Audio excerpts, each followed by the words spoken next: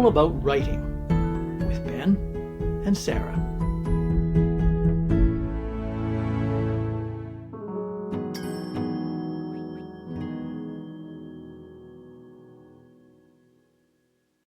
Welcome to All About Writing, the podcast that covers everything about the world of writing from the inside out.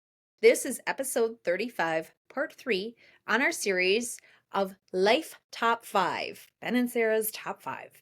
I am Sara, here with my co-host Ben, who is an award-winning, best-selling author and ghostwriter, editor, and publisher. And I'm Ben, here with my co-host Sara, who is an award-winning, best-selling author, screenwriter, editor, and TED Talk presenter. And like Sara said, today we're going to talk about our top 5 favorite books. Now, since we're both authors, I'd like to think we've both read a lot, and I think we have. You know, we've been reading for a long time. Some of us longer than others, just because, you know, some of us are much younger than others, but we're not going to get into that today. Yeah. And we read a lot of books. So it's hard sometimes to pick favorites. I mean, let's be honest, right? There's so many books out there, so many great books out there. And how do you even compare some books to others? So this was a bit of a challenge coming up with top 5, but here we go.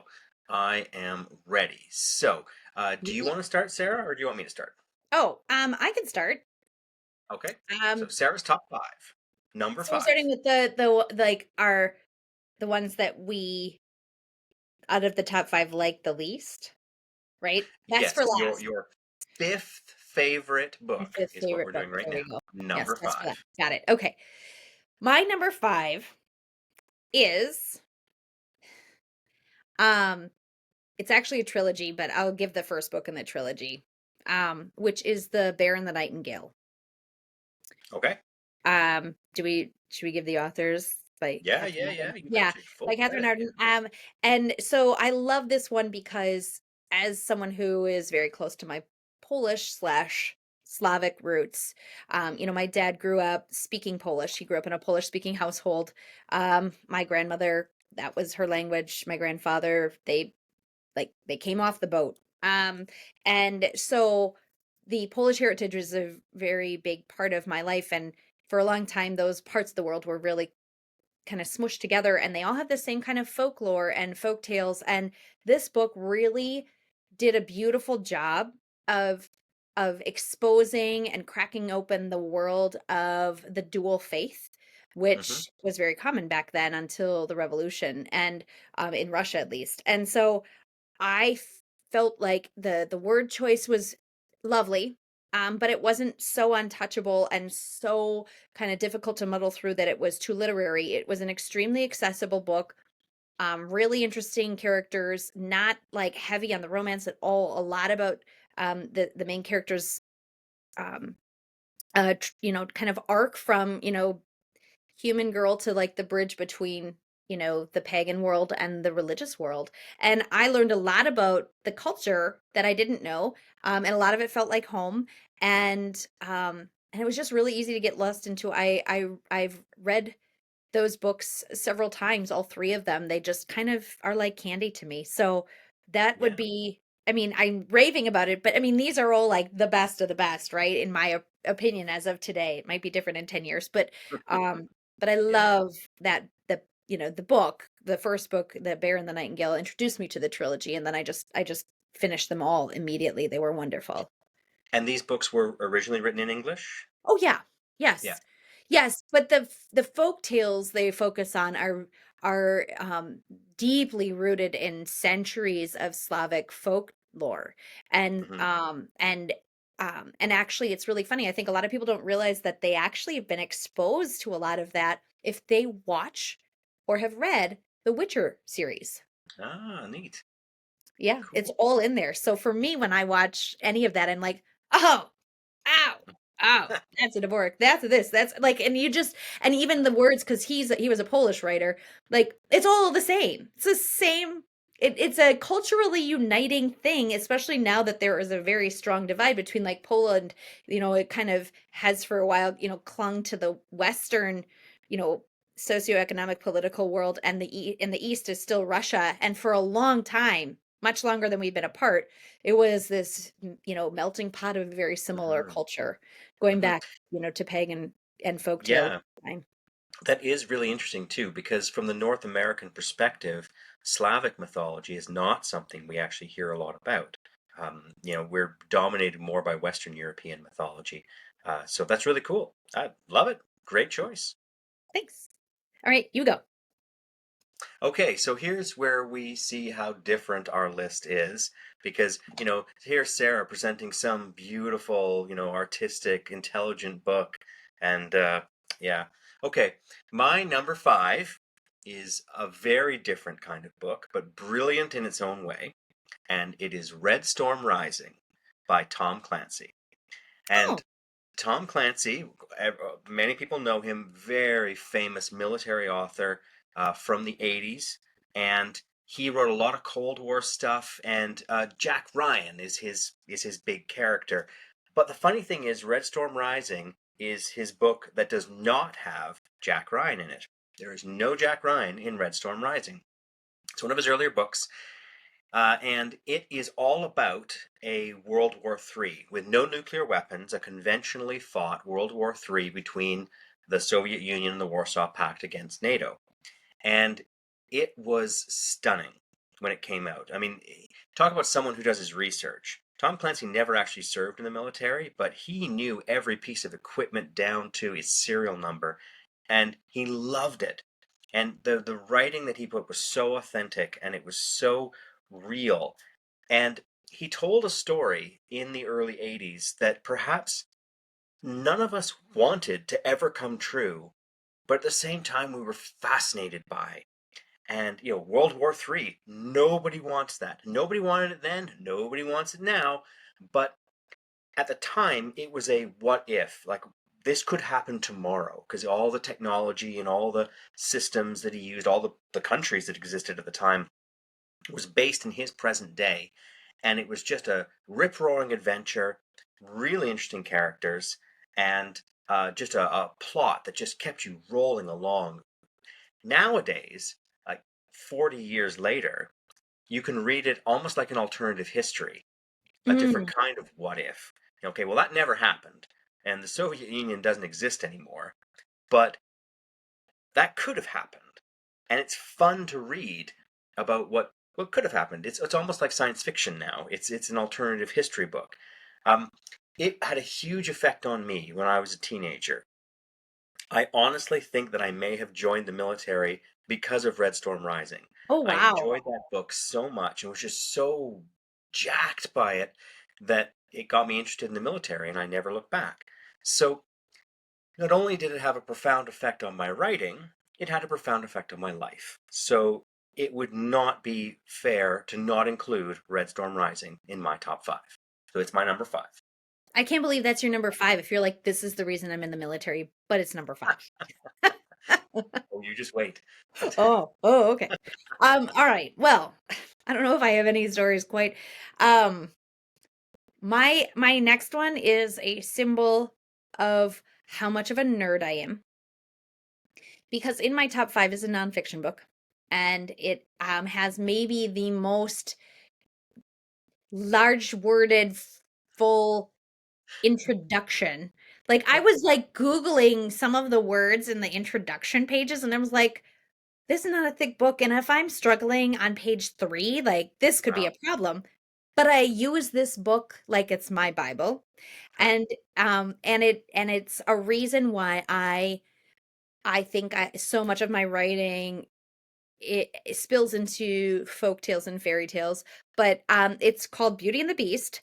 But there's a caveat Mhm. because the subtitle is I wrote it I have it over here because I knew it's really long.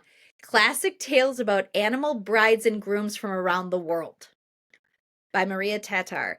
Wow.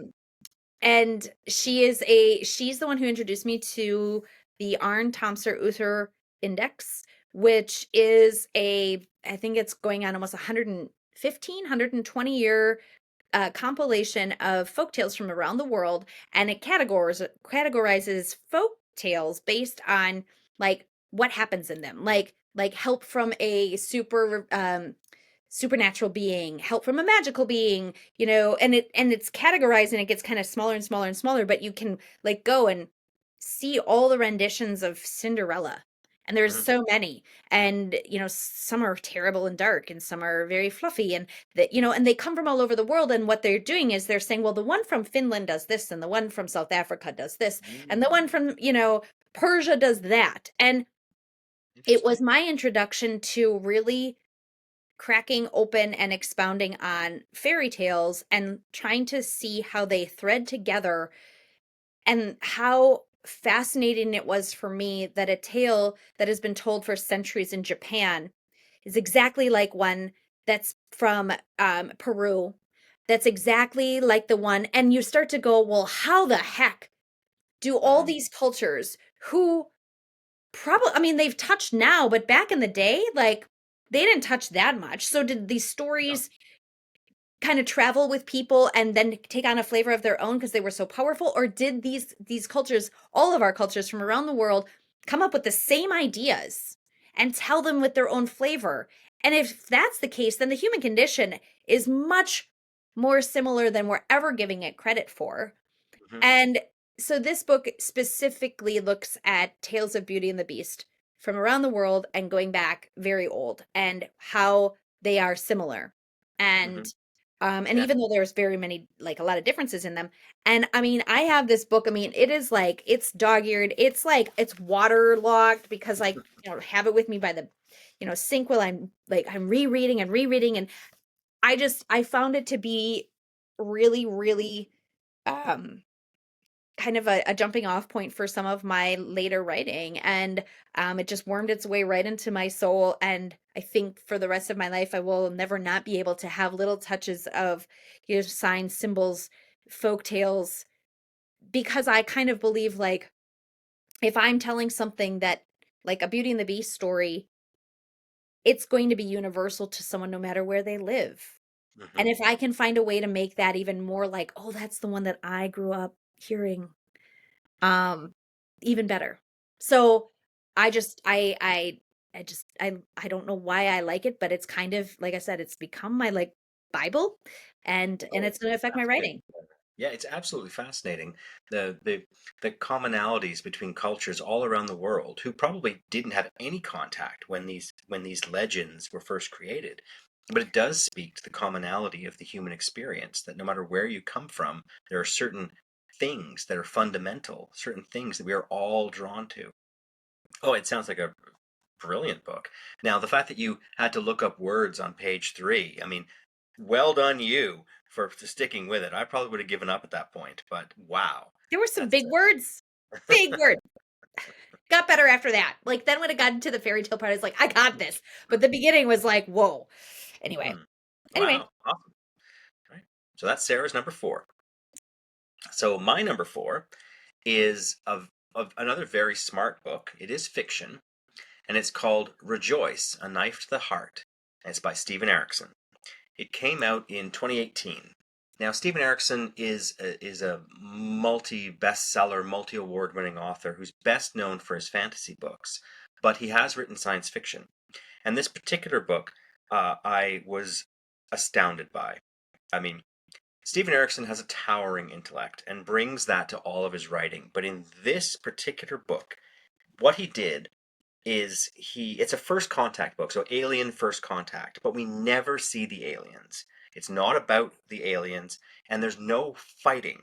There's no war, right? Most first contact become, ooh, how weird are the aliens? And ooh, how are we going to defeat them? No, you never see the aliens. But what the aliens do is they take away humanity's ability to hurt each other.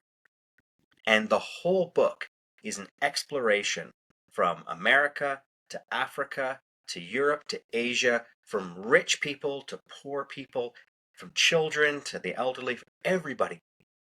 What would happen to us if we did not have the ability to hurt each other? And what would happen to society? And that just boggled my mind. And Mr. Erickson goes into example after example of everything from an abusive husband and he can't hurt his wife anymore, to an African warlord, who can't shoot people anymore, to people all over the world, and they cannot hurt other people anymore. And it's such a profound exploration of the human condition. Uh, I was speechless when I finished it. I've read it multiple times, trying to just grasp everything from it. And it was really interesting. It came out in 2018, which was a bit of a controversial time in our politics. And it was interesting to see the ratings that people gave it. It was basically 5 stars or 1 star. Oh my Like, gosh. people just chose their side. It was one or the other. And Wow. it's interesting because the book itself didn't actually take a political stance. It didn't. It covered all different kinds of people, all different philosophies, and it didn't have to be a political book. It was more just an exploration of the human condition. But it was really interesting to see how people reacted to it. And some people were very, very angry with Wow. this book. And Wow. other people loved this book. It was just so amazing. I am in the second camp. I think it is a book of our generation. And so if anyone hasn't read it, I recommend it. Rejoice, A Knife to the Heart by Stephen Wow. Erickson. Wow. Look at us. We're all over the map. I like it. I'm impressed. Well, I'll keep going then. Okay. I haven't read it. I it sounds very interesting. And I think I'd probably, just based on your assessment, I think I'd probably be in your camp, but I will read it for myself. Yeah, I'm absolutely. excited. It, Um it, it, it'll make you think, if yeah, nothing else, that's what I like and about it'll it. entertain you the whole way along. Good. Good. Okay, so All we're up right. to your number 3. Yes, my number three. I'm going to deviate away from folktales here for the next one, and it is a book by someone who I have met at writer conferences many years ago now. Um, Lovely person, but it is a book. It's historical fiction. It takes place during World War II, which is actually never where I live. I spend very little time in the World War II in historical fiction. It's just never really been my jam. But I mean, not that I have a problem with it. I know some people love it, but it's called The Lost Wife by Allison Richmond. And what I found so interesting about this book is my book club read it when we were pretty newly minted. We've actually been meeting now for 10 years. So it was within the first couple of years. And there were a lot of women in the book club that were pretty skeptical about reading books. Oh, at the time, they were like, I Wow. mean, I'm in it for the wine or the female camaraderie, and I guess I'll read books when I have time. And this book, I know for one of my best friends, she was in that camp. She read this book and it changed her life. She became a reader. And to this day, she reads books. She's like, I went from not reading hardly at all, and I never really got into school even, and I this changed my entire view of books, because I never know now what I'm going to get in between the cover, and it really was eye-opening for her. But the story itself is exactly what it sounds like, The Lost Wife. And Mm. it is based on a story that Allison heard while sitting in the chair at the beauty parlor. And I still remember when she told this story, and I'll say it in brief, but she was struggling with the book that she was working on. It was a World War II book about artists. Her agent thought it wouldn't sell. And so she went to the beauty parlor and she overheard the story of the woman next to her who had just come back from a family wedding. Mm. And at the family wedding, if I recall, the grandfather of the bride kept saying to the grandmother of the groom, I know you from somewhere. And she kept going, no, you don't. Let's enjoy our grandchildren's wedding. And by the end of the wedding, he realized, he's like, you were my wife. And they were Jewish. They had gotten separated during World War II, and thought each other was dead, Wow. remarried, had children who had grandchildren, and the grandchildren got married. Yeah. So she told that story. I got Cousins. chills. Okay, It's okay. Second cousins. It's okay. Yeah, well, no, like they wouldn't have been like because these were children, that they had grandchildren of Oh like yeah, cousins. Oh, ooh. yeah, no, they wouldn't have been related. The grandchildren weren't related because the grandparents, the ones that had been married and separated, they never had kids before World War II. Okay. Okay. So they were separated young, thought each other was dead, remarried, like thinking they were both widows and Yeah. widowers, and they weren't. Yeah. And then Wow. their grandchildren got met and fell in love. And so um it uh it blew my mind. I thought it was brilliant, and the way she pieces together the story um is so well done. And Allison has a way with words that is very descriptive. It's very melodic. Um there's a softness to her writing that kind of takes the edges off some of the harder topics that she is covering. Mm. And I for the anyone who loves historical fiction, anyone who loves uh a story of romance and love lost and regain. I mean, it's just so well done, and it's an easy read. It's not a hard literary, meaty book by any means. And like I said, like watching it transform my friends' experience with books was like the icing on on a beautiful cake already. Mm. But I recommend that book, and Yeah. I've reread it several times. Now I'm like, I want to reread it again now that I'm talking about it. Yeah. Great. I love it. Great pick. But I Yeah. can never tell that story about like without getting chills. For every year I retell the story of that book, and every time I tell it, I don't even know what's happening. I get chills. Did you get chills? Yeah. Yeah. Yeah. Wow. That was stunning. So Love it. Great book. anyway, Okay. All right. Well, for my number three, I'm going to go in a completely different direction. It's my first nonfiction book, and I've actually brought it here because I think you just need to see it. It's called What If by Randall Munroe. So, for those of you who are watching the YouTube, you can see it here. And yes, on the cover, that is a Tyrannosaurus being lowered into the Sarlacc pit from Return of the Jedi.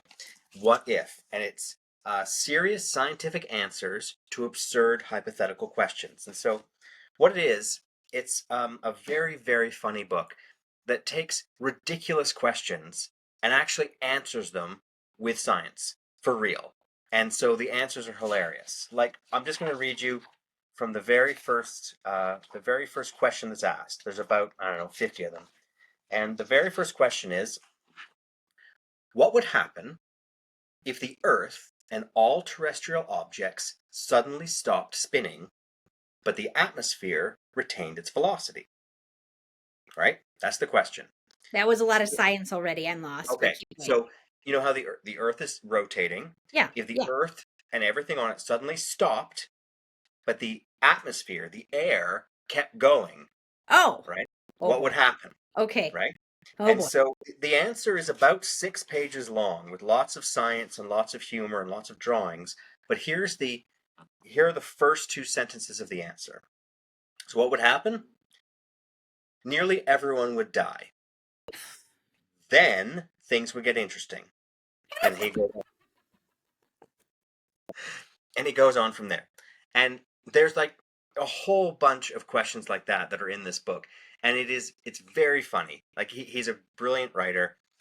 You genuinely learn things as you go, but everything is told with such absurdity, but with genuine science. Like one of the other examples I just remember off the top of my head is, what if a pitcher were to throw a fastball so fast that it was going at nearly the speed of light? And so basically, it talks about how the matter of the baseball would be hitting the matter of the air so fast it would be causing nuclear fusion as it goes, and so there would be this nuclear explosion from the pitcher's mound. And there's a picture he's drawn of stick figures of um, pitcher, immolated, advancing nuclear wave, batter totally unaware of what's happening because, of course, it's advancing at nearly the speed of light. So the batter is just standing there waiting, has no idea what's coming, and basically it's a nuclear explosion. But it takes him about 5 pages and a lot of funny drawing to tell you that. So, yeah, it is. It's a really fun book. My wife picked it up for me for Christmas once. She was just looking around. Oh, that's a neat little book. I think Ben would like this. And and let me tell you, 100%.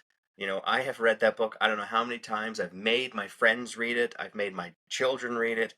It is very, very funny and very educational at the same time. You learn and you don't even know you're learning, and you're laughing your head off. That's a good question, and maybe our readers, I'm asking it for myself, but age-wise, what like would my 14-year-old son get it? Or Yeah, would he find he it would. boring? No, he would think it was funny. Okay. Yeah. Yeah.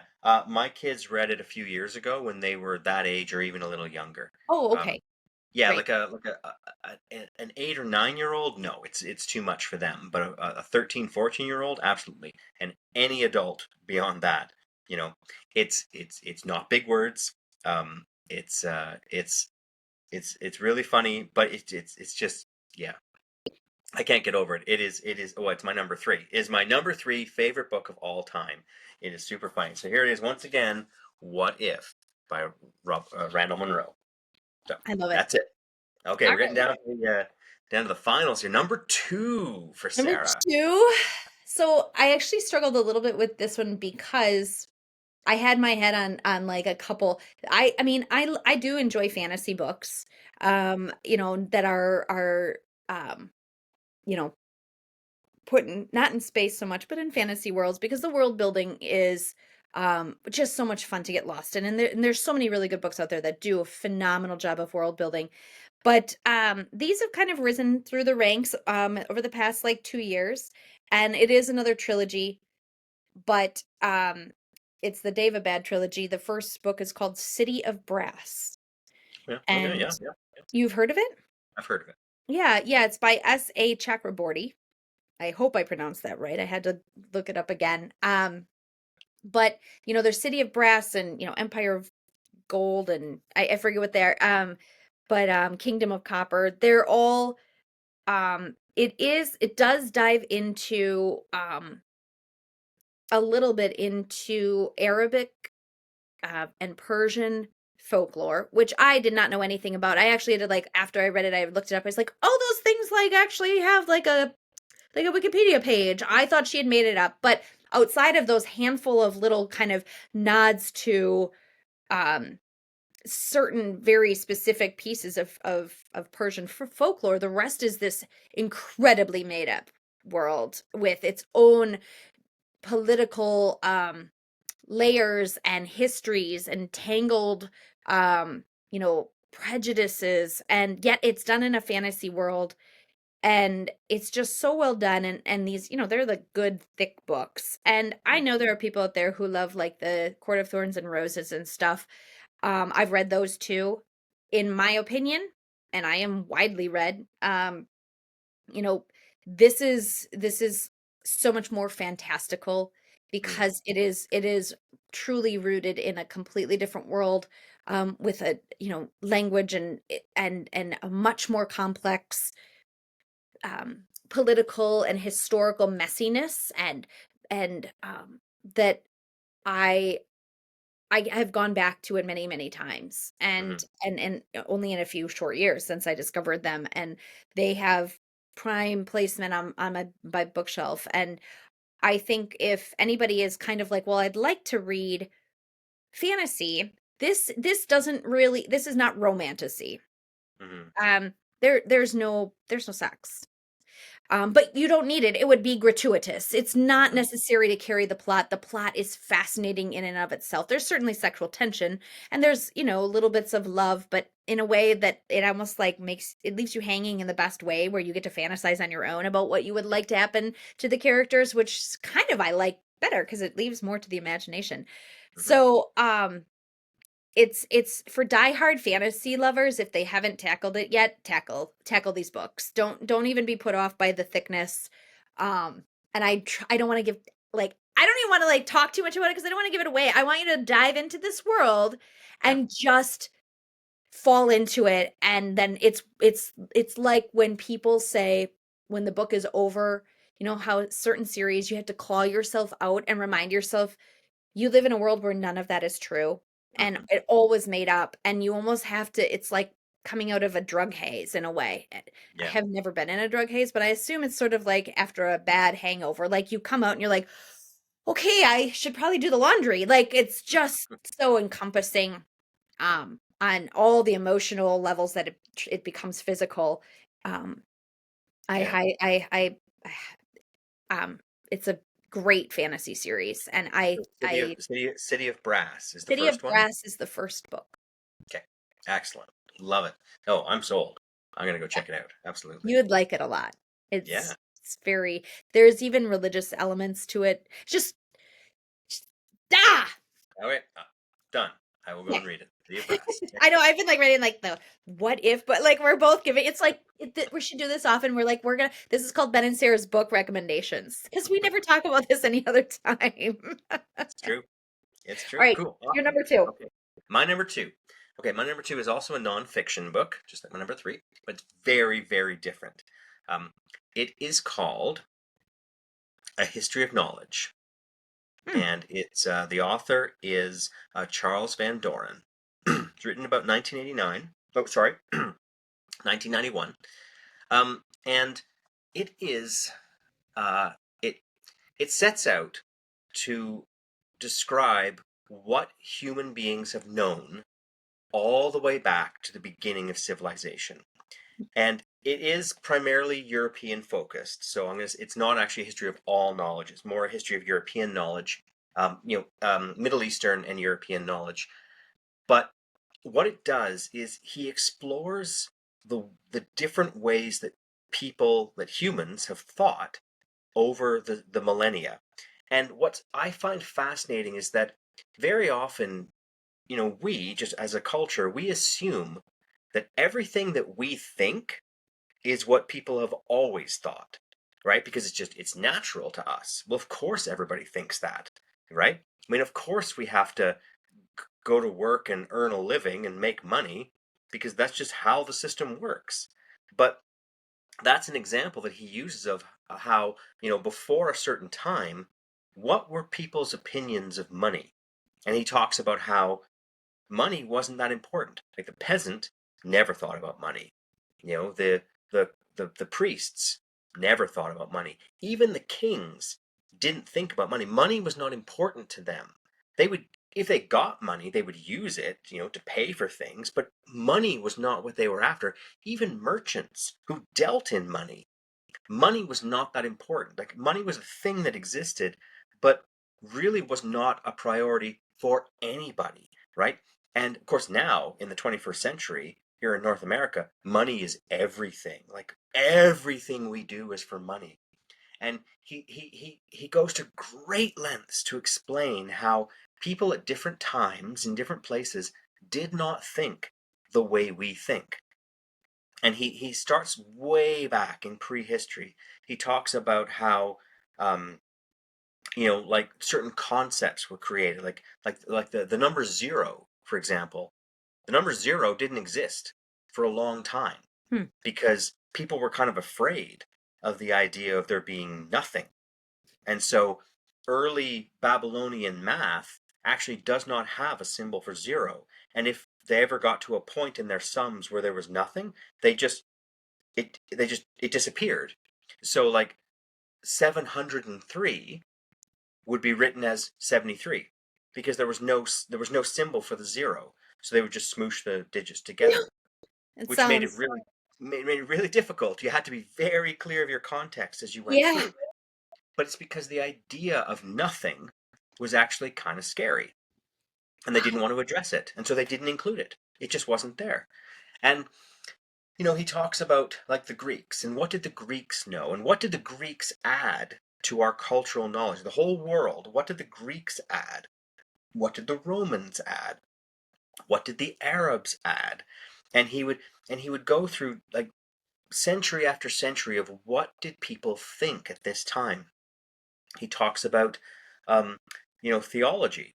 And he says how theology nowadays is like like maybe a university might have a very small group of people who study theology, but for about 1,000 years in Western culture, the best and brightest minds studied theology, right? And so he said, yeah, we may not give it any credit now, but for a long time, people who are way smarter than you dedicated their lives to studying it. And that's just an example. But it's a fascinating tour de force of the history of knowledge and what we've known and what we didn't know and how that has changed over the years and how what we think we know today is not what humans have always thought and it's not what we've always known. It's just an artifact of today and the circumstances that we find ourselves in today. So I love this book. I probably read this book about once a year because it's just fun to go back and be humbled and be like, okay, I got my own list of assumptions, but it's neat to see how all these other very intelligent people thought other things. And where does all the knowledge that we have today, where did it come from? What did Descartes offer us? What did Newton offer us, right? And what did Nietzsche offer us? And where did all of our ideas come from? I didn't think of them. Other people way smarter than me thought of them and were able to make the argument so that people bought on and believed it, right? Now, I went to Goodreads and I checked the reviews on this book. It's very interesting. When I looked before, there is also a very clear divide. Just like Rejoice, a Knife to the Heart has like 5 stars and 1 stars, this book has the same. The opposite, though. Um, Reading the comments on Goodreads, people seem to think that the author was slagging religion. I don't think he was at all. Not at all. He was just commenting on how, in the past, religion and religious thought was a real focus of a lot of people. It is not today. Yeah, He's not. making that juxtaposition of He's not offering change. any judgment at any time in the book, other than slavery. He does say slavery is bad, which I appreciate, but as far as different points of view and different focuses of thought, he never passes judgment. He's just detailing. We used to think like this. Then we thought like this. Now we think like this. It's one of the most mind-bending books I've ever read. And, maybe, it's nearly 30 years old. It's over 30 years old, this book. And some of his commentary on what was happening in the 20th century, okay, it's kind of fun to read now. Like, oh, you thought that was going to happen? Oh boy, you didn't see the internet coming, did you? So, in that sense, it's a little dated now, but all of his commentary going back through thousands of years is still relevant. So, History of Knowledge by Charles Van Doren, I find a real mind-bending, eye-opening book. My number 2. Wow, you do love that book. Just love it. All right. Well, I don't have as much to impart on my number 1, but it is one I've mentioned before on other ones, and I would not be truthful if I did not say it was my number 1 book, which is Jane Eyre by Charlotte Bronte. Mm-hmm. And it is a classic. It's really funny. I read it for the first time in middle school, and I remember not getting it, like a lot of it, and but and it was a slog. Oh yeah. It was a slog, and I thought it was stupid. I read the first paragraph 8 times. There's a picture my mom has of me sitting in the airport, like with the most disgusted look on my face. And I was like, I know what I was doing in that photo. I was rereading that first paragraph for the 7th time, not getting what was going on. Yeah. And that was my one read for the vacation because she was challenging me. And I worked through it, like forced myself through it. And it had all those weird archaic things, like they wouldn't name like the place. Like it would be like a line and then the word Shire, because it'd be like Worcestershire or something, but she wouldn't like name a place, right? Because it's supposed to be slightly fantastical, I guess. Oh, weird. And And there is a little bit of like, there's touches of the supernatural in it. And I then reread it in high school a few times. I think I own at least 3 to 5 copies of this book. Like every time it's like in a new, like, oh, it's in this pretty binding and it's in this leather binding and it has these letterpresses on the cover. Like I buy them. Like I don't need another one. Nothing has changed. It's not rewritten in easier English, but I have to buy it. And I read it a couple times in high school, again in college, and every time I read it, I was older and more well-read and wider read, and I got more out of it. Yeah. And I remember the first time I realized that there's sex in the book. And unless people know what they're reading, you don't get it. Like you go right. I think I picked up on it in the 3rd or 5th reading, truly. And it's all happens in the space of in the between a period and the next sentence. Like it's so it's so like when I think of it, like I can quote it. I could quote that part of the book because the minute I realized that they had sex in the garden under the tree that later gets hit by the lightning, because like I'm like, oh my God, they just had sex in the garden. Like when he's like, come to me now. And then the next paragraph is ear long, meaning sometime later. You tell me they just made out for like ever? Like ear long? Like 2 hours later after I had her against a tree. That's what that means. But they don't say it because it's like an 1800s book, right? But then it was in college that I realized in the middle of taking one of my literature, whatever, you have to take so many English classes to graduate, and I picked Gothic literature. And we're reading, the classics like Frankenstein and The Monk and Antonia and Dracula. And you start because they're teaching you like parts of literature that make it Gothic. And I was like, "Oh my gosh. Jane Eyre is Gothic literature. That explains the supernatural and the creepy wife in the attic and all of the awful things that happen to your protagonists and like all these just creepy ass shit." I got it with the rating. Carry on. The creepy stuff that happens in the book, it all made sense, and then I realized like apparently I dug Gothic literature. I think it's fascinating and this book has completely eaten its way into my fingers, and I think sometimes when we talk about writing different genres and you and I work on different things, like I struggle against that skew to an old English, slightly formal. My Flats Junction books kind of they lean more literary only because that is the voice I write in, and I blame Charlotte Bronte for that voice. She is the reason I sound like I still wear corsets. So for what it's worth, she's, off in the spiritual world, whatever she believed. Thank you for giving me a voice on the page. But it's by far the most influential book I've ever read, and clearly I obsess over it since I keep buying it as if I don't own enough copies. Yep. I mean, how else can we decide what is our number one book? The one we keep buying, not just reading, but buying. I need to read it again. I'm just like, this one, I don't have it when it looks like this. Like, it's like I have a stack. People would be like, but honestly, like my husband doesn't even notice because he's great like that. Like I could probably bring home like a gilt edge, beautiful hardcover one and be like, oh my gosh, I got Jane Eyre. Knowing him, he'd be like, maybe he'd go, don't you have that one? But he doesn't know how many I have.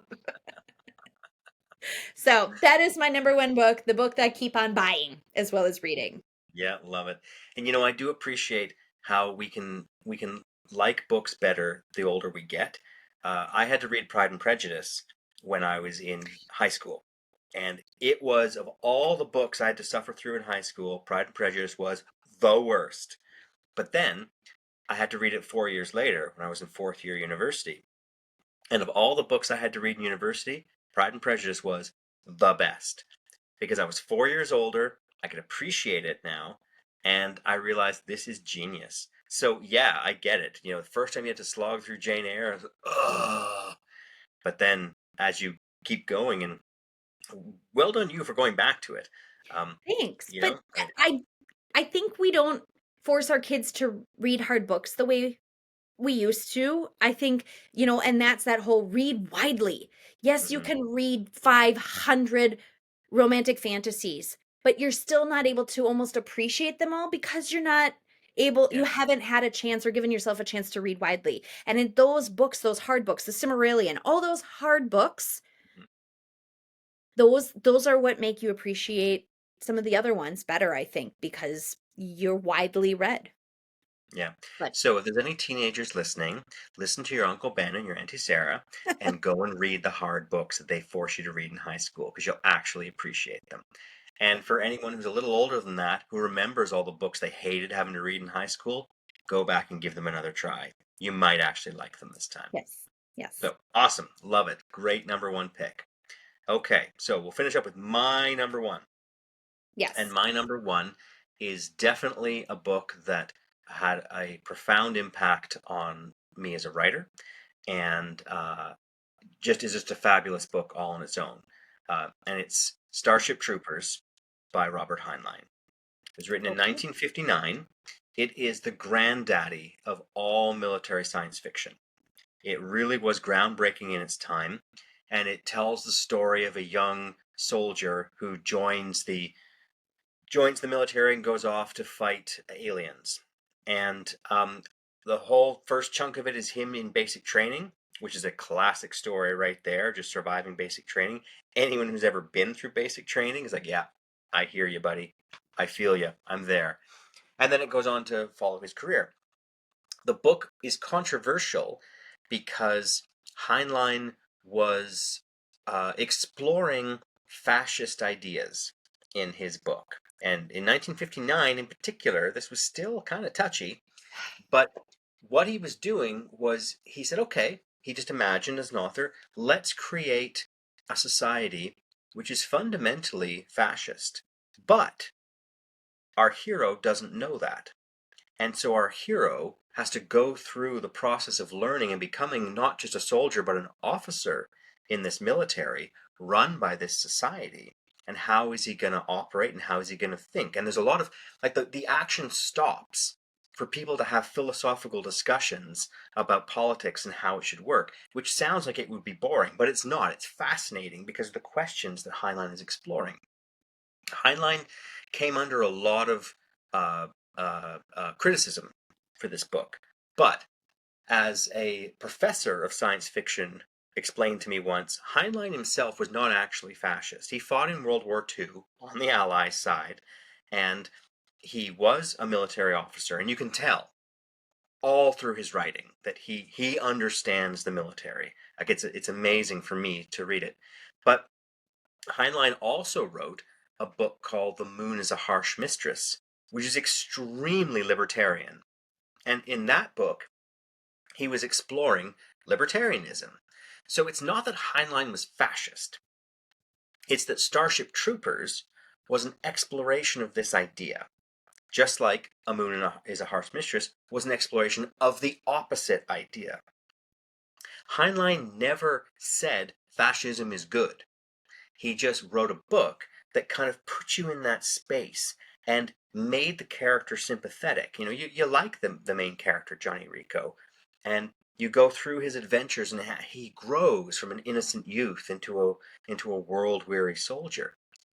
And you're taken along on this journey, which, if you're a good reader, you will have to ask yourself questions like, uh, that that kind of made sense to me, but it shouldn't make sense to me. And that's okay. Heinlein is not telling you to think that.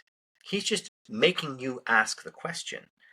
And it's not a long book. It's quite short. and you can burn through it in a weekend. It's fun, it's got action, it's got humor. One line that I remember forever, and having done basic training, I can feel this. It's all the platoon are lined up, and the drill sergeant is standing there, and he says, "Anybody you think you got what it takes to knock me down?"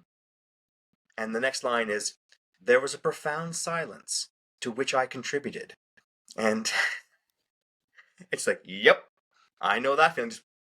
Just standing there, silent. Please don't look at me. Please don't look at me. Please don't look at me. Please don't look at me. Yep, I get it. So not only did it speak to me as a soldier as to what life in the military is like, but it made me think. And it had a huge effect on my writing. Now, the funny thing is, there is a movie, Starship Troopers, which came out in the 90s, which I actually saw first before I'd read the book. I was gonna say that it sounds that's very familiar. Yeah. Yeah, Yeah, the movie was mid-90s, Starship Troopers, and I remember there was a lot of anticipation for it because the book was so popular. right. The movie came out. The movie is vaguely based on the book, Oh but no. completely different. And in fact, because the movie was made by a Dutch filmmaker, it's actually anti-fascist. It's a satire of fascism. Oh wow. Whereas the book is actually sincerely exploring these ideas, the movie is making fun of them in a brilliant way. And so I saw the movie, recognized it for what it was, as brilliant satire, loved it, and could not understand why everybody hated it. And so I went and bought the book. Oh, I like the movie. I'll read the book. I read the book and went, ah, now I get why everybody hates the movie. Yeah, woo, yeah. So it's interesting that the book itself is genius. The movie is almost like a direct argument Mm, against the book. It's the yes. same title, same basic story, same characters, yet completely in opposition to each other, which in and of itself is artistically genius. Yeah. So there's a lot to unpack there, but the book itself, it's short, it's easy to read, it's fun, it'll make you think. Starship Troopers by Robert Heinlein. There we go. We really Woo! covered. I know this was a longer episode, but hopefully people stuck with it and enjoyed it along with us as we discovered each other's favorite books and exchanged notes on what we're gonna each go off and buy as soon as we get off of Absolutely. this As soon as recording. I'm done here. Yep. Yeah, and too, like, it's kind of like book recommendations that we can really speak to as both writers and readers. So, but I think that that's our show. Um, please don't forget to subscribe, dear listeners, so that you don't miss any of these chats, and feel free to leave a review. We really appreciate it. If anyone is looking to get their book ready for the world, we still recommend our friends, as always, at Cascadia Author Services, and you can find them at cascadiaauthorservices.com, as well as finding Ben at bennettarcoles.com on Facebook and Instagram. And you can catch up with Sarah at sarahdahlman.com and on Instagram. Thanks for joining us today. Please reach out if there are any topics you'd like us to cover, and we'll see you again when we next chat all about writing. This has been All About Writing with Ben and Sara.